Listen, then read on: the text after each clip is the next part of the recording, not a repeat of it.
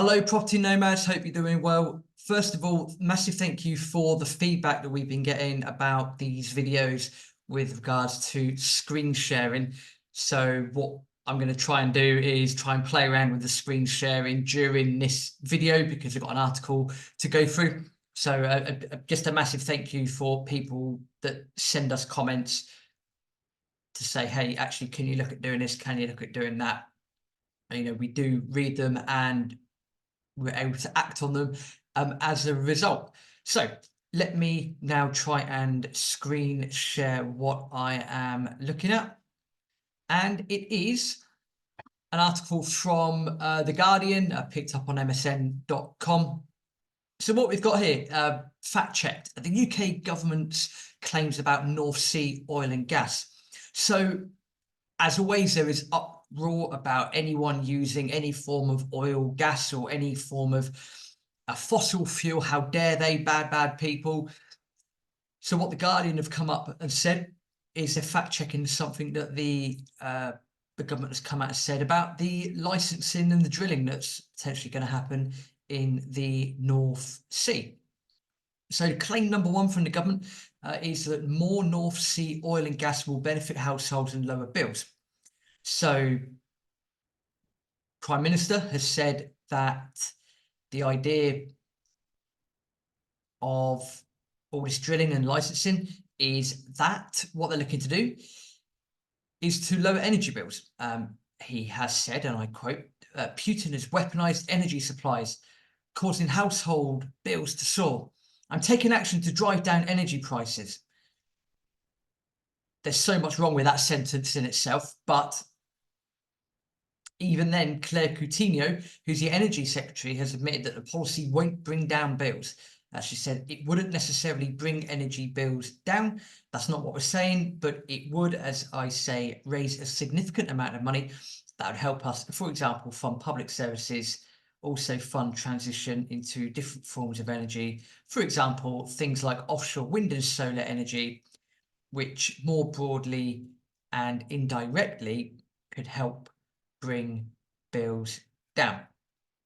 So what we're seeing there is the government saying a headline grabber, and then once they're putting a bit more meat on the bones, then you get a lot of government speak in there. You get a lot of grey matter as such. So what people, and I understand there's a fine line between this, because ultimately when you look at drilling in the North Sea for oil and gas, effectively what you've got to say, or what you should say, is hang on a minute, hands up, the UK is not that energy dependent at all.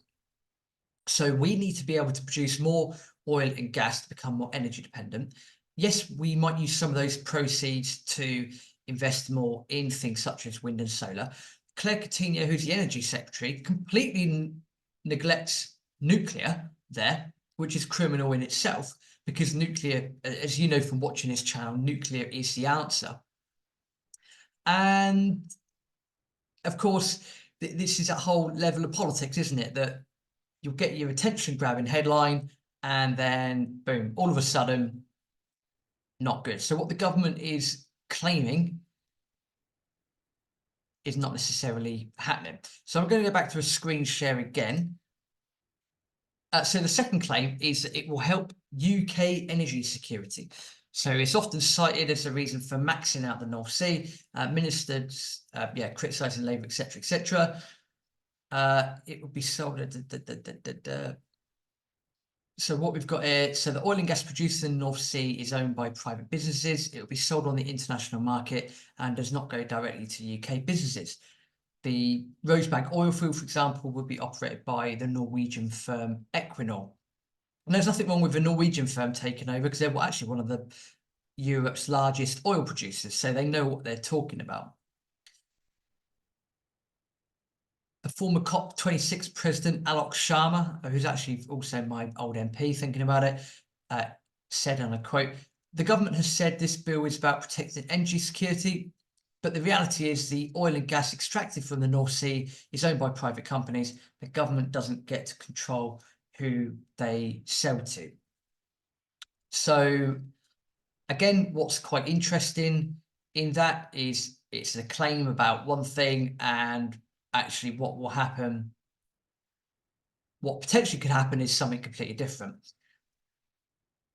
I'm on the energy prowl as such, and what's important is that the UK does become energy secure, and whether that means they need to nationalize it or whatever, I don't know. I'm not that politically attuned of to all the dealing with all the megalomaniacs in Westminster. Point being, yeah, Alok Sharma's claim, fine, that might make sense, that might happen. We've seen with water companies, energy companies, your pants are pulled down and you will pay for it in terms of pricing and your bills. But when you look at energy security, the claim that it might help energy security, that might not actually be the case. Drilling more oil and gas in the North Sea should actually, though, help the UK with its energy security. Again, we've shot ourselves in the foot so many times when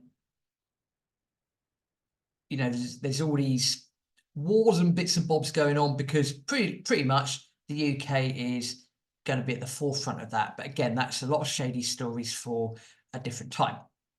So I'm going to go back to the screen share again, and apologies if it's a lot of back and forth. I'm trying this out because people have said they wanted to actually see the screen shares more, which is fine.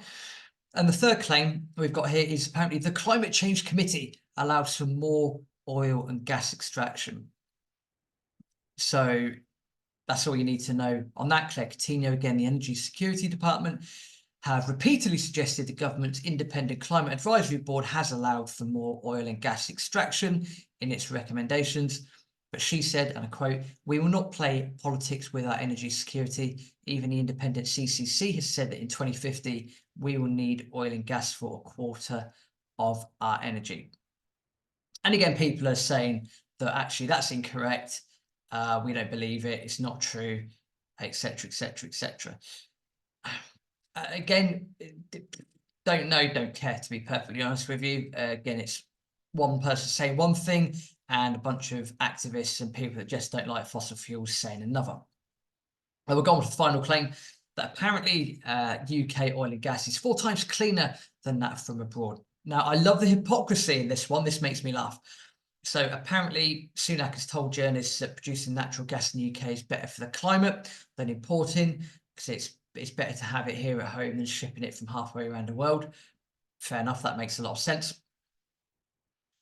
I love the fact that it's a Channel 4 fact-check service that found that its calculation did not include emissions produced by burning the gas, which makes up the vast majority of its footprint. When these are taken into account, the fact-check service found that imported gas is about 17% more polluting than gas from the North Sea, or about 400% worse.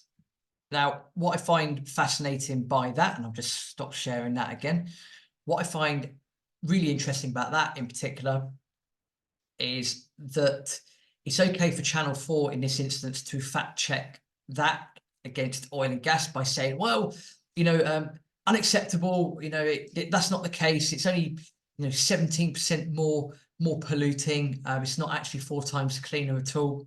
And then they're looking at the footprint behind it, and they're taking into account emissions by burning the gas, etc., etc.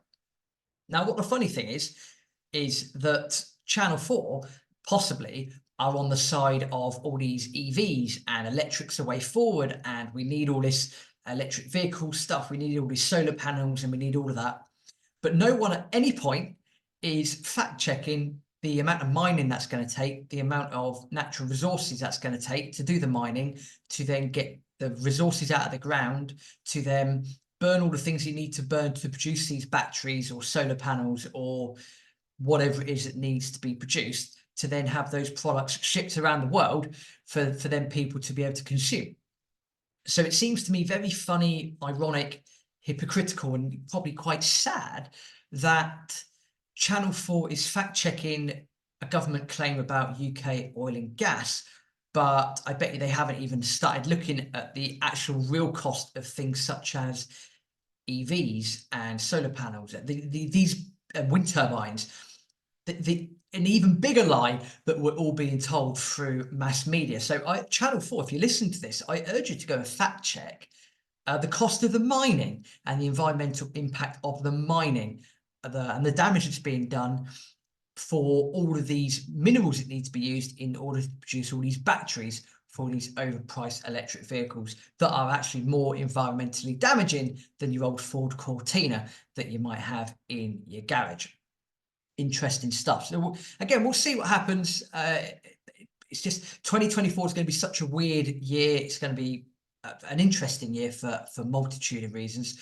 And again, I just want to take time out to say thank you for the people for leaving comments. We do read them, and hopefully with a bit more screen sharing here, you're actually able to see the articles as well. We'll put a link to the article in the description below. Please do subscribe to Property Nomads. Tell as many people as you can about Property Nomads as well. Thank you very much, and see you in the next video.